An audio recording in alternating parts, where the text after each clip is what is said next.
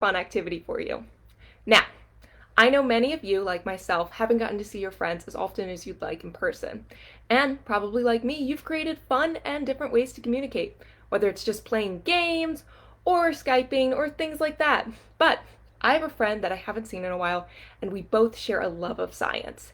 And she shared with me the other day a fun and creative way to communicate with each other without anybody else seeing what we're talking about. And it involves science. Today, we're going to be making invisible ink using everyday items that we can find in our house. So, for this project, we're going to be using some items. First, you're going to need some paintbrushes or something to paint with using your invisible ink. Now, if you don't have a paintbrush, that's totally fine. Well, you can also use Q-tips or toothpicks. That also allows you to make a more detailed message if you want to write a long paragraph to your friend, or if you want to write a code to your fellow secret agent. You also need paper. Now, you have to use white paper in order for the reaction or chemical reaction that we use with our invisible ink, but if you don't have thick cardstock like I'm using today, that's fine. But be sure to make sure that you're either in an area that you can make a mess, or, like me, you've put down a protective covering so you don't stain anything or get anything too messy. Now, we have to have our materials for our invisible ink, of course, and I have them right in front of me. The first is baking soda, and the second is water, and that's all you need. Now, in order to ensure that you make the perfect amount of invisible ink, you're also going to need a measuring cup because you're going to need equal amounts of baking soda and water. If you add too much or too little, it might not come out the way you want it to.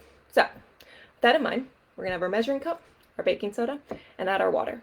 Equal parts basically means that if you add a cup of water, you're going to also add a cup of baking soda. Now, if you're like me and use the same measuring cup, my advice is to pour the baking soda first. If you pour the water first and then the baking soda will get stuck to the sides and you won't get the equal mixture you want. So, I'm going to only do 1/4 of a cup, so that's the amount of paint I'm going to be needing today. If you want to do more paint, then you can add a 1/2 cup or a whole cup. So, I'm going to carefully put in my baking soda while watching. If you add too much or too little, that's fine. And since this is a powder, I'm going to let it settle to make sure I get the exact right amount. If you add too much, it's totally fine. You can always pour it out again. Now that's about it. I'm just going to add a little more. Perfect. And I'm going to add it into a bowl that I'll be using to paint from. Oopsie-daisy. Now, like I said, be sure to do this in an area that you're not afraid to get messy or put down a protective covering. Now that I've added my baking soda, I'm going to add my water. I'm going to put this down and pour in my nice water.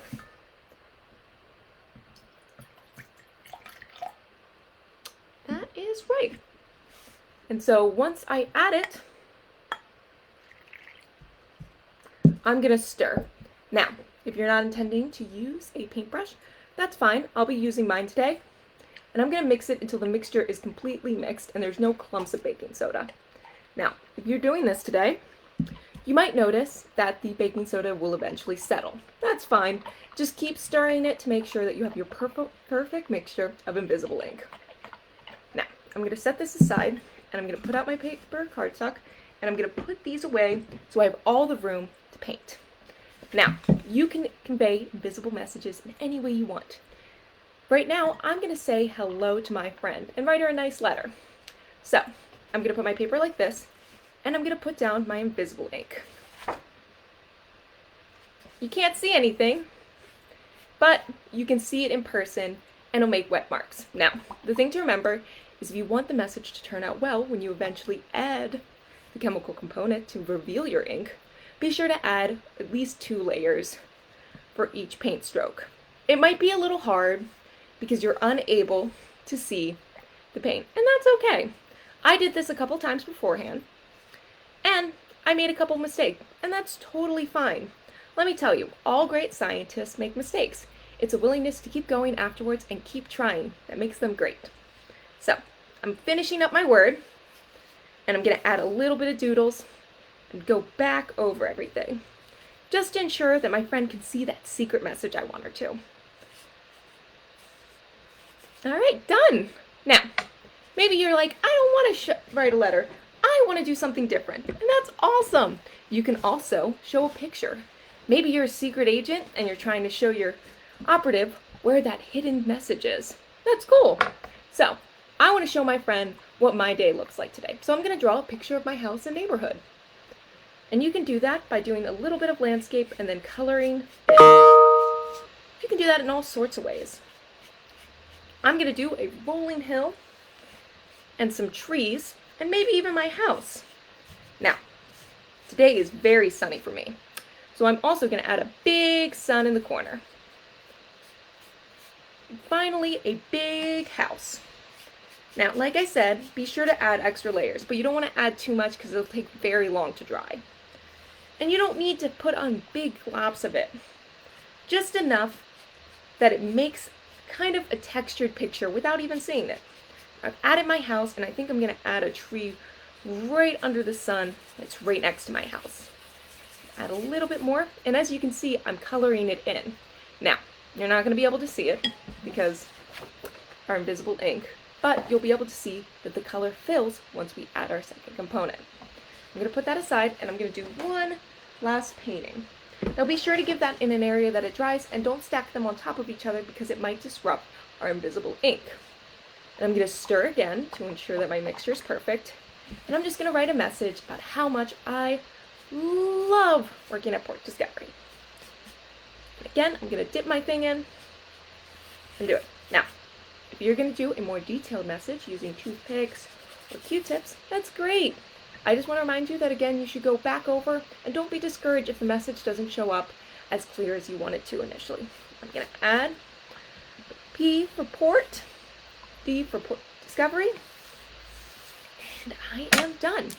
Now, once you've finished your invisible ink, you're probably going to have to wait about 10 to 15 minutes, depending on how much you added, for it to dry. And you can double check by touching it and seeing that it's kind of this dry, powdery consistency. Now, I'm not going to make you watch paint dry, but I am going to show you how the mixture should turn out. So, earlier today, I already wrote some of those letters that I wrote my lovely friend, and I'm going to put them right here and add my final component. But we have to tell you what that is first. So I'm going to put my invisible ink aside and bring up the hidden mixture. Now, the mixture is actually quite common. You probably had it before or seen it around your house. It's grape juice. Now, you might be saying, Miss Sarah, why grape juice and baking soda? How does that make invisible ink and eventually reveal it?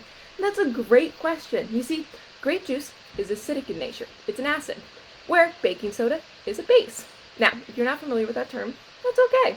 You see these in everyday life. You probably had maybe an acidic or acid today or this morning for a drink. Maybe you drank orange juice, lemonade, and even grape juice. Whereas baking soda you can find. You probably washed your hands today already using a base, soap, or use laundry detergent to clean your clothes, which is also a base. And of course, baking soda. When these two mix, they create an indicator to show us what they are. Now, I've already created a lovely landscape, as you can see, with the beautiful sweeping hills. So I'm going to reveal that first. Now, I know you're very excited, but I want to let you know that if you're going to cover it with grape juice, be very careful. You don't need a lot of grape juice, you just need a thin layer to reveal your hidden message. And I'm using a paintbrush that's a little bit thicker than the one I initially used, so I can cover it. This is the best way to do it, that way you can make it thin. And as you can see, I'm just going to paint all over my picture to reveal the thing. Now, I added a little too much grape juice, and that's fine, and I'm just going to sweep that around. And already, you can see the different reactions. You see, when the grape juice mixes with the baking soda, it changes color. I'm going to follow the ink, and I revealed to myself a sun. Would you look at that? Oops. You can see the sun's outline right here. Next, I'm going to go down and I'm going to see what kind of rolling hills I did for my landscape. Again, not adding a lot of grape juice because I don't want it to soak into the paper and ruin my painting. And I'm going to keep going. And oh, look at that! I have just revealed a house on a hill. And it seems to be sitting on some grass. Would you look at that?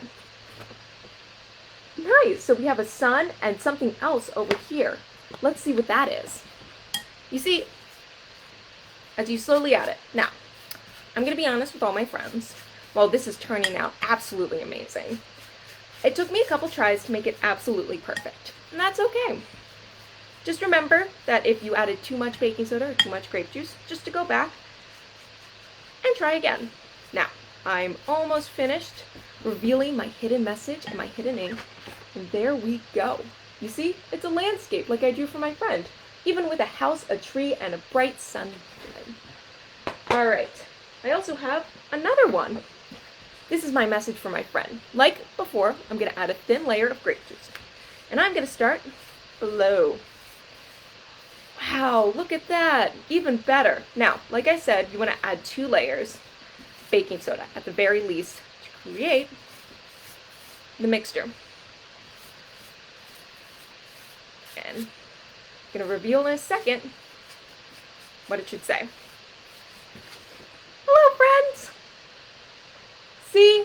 That's a great way to share messages. Now, again, you can do it more detailed or even give a message. Now, I'm going to do my final one to reveal the final message about how much I love Port Discovery and making these fun experiments with you. Oops. See, like I said, I added just a little too much grape juice and I made a little bit of a mess. But that's okay because I put a nice covering on top of my table to protect it from getting too messy. And remember, grape juice can stain, so be sure to do it with also clothes that you're not afraid to get dirty, or try not to do it near fabrics that you might be afraid to stain. And finally, I'm going to cover the nice heart I made earlier. And done. There we go. I love Port Discovery. Wasn't that fun? Now, we are at the end of our invisible ink, unfortunately. I had so much fun today showing you this new hobby and communication skill my friend and I have learned. And I hope that you share it with your friends, your families, or your fellow spies.